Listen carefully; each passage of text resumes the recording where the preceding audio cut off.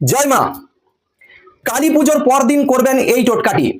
জীবনে কোনোদিনও অর্থের অভাব হবে না, মানি আকর্ষণ হবে, বাস্তুদোষ কেটে যাবে, সুখ সমৃদ্ধি বৃদ্ধি পাবে। কি করবেন ভালো করে মন দিয়ে শুনে নিন।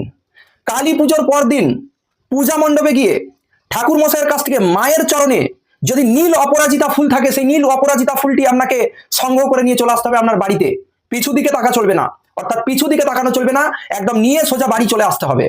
তারপরে যে কাজটি করতে হবে, 7টি অখণ্ড চালের দানা, যদি সাদা গোবিন্দভোগ চাল হয় কিংবা আতপ চাল হয় কোনো অসুবিধা নেই, যেন অখণ্ড হয়, ভাঙা চাল হবে না, পরিষ্কার অখণ্ড চালের দানা সংগ্রহ করে রাখতে হবে আগে থেকে।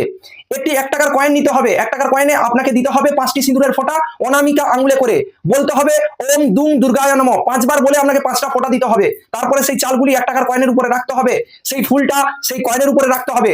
তারপরে সেই সবকটি জিনিসকে একটি লাল সালুর উপরে রেখে লাল সালুটাকে গিট বেঁধে আপনার মানি ব্যাগে কিংবা আপনার ক্যাশ বাক্সে রেখে দিতে হবে। এই কাজটা করার পর আপনি আপনার ভাগ্যের উন্নতি দেখতে পাবেন। চলুন আমার সাথে বলুন জয় মা, কমেন্ট সেকশনে লিখে যাবেন আপনি ভিডিওটি কোন স্থান থেকে দেখছেন।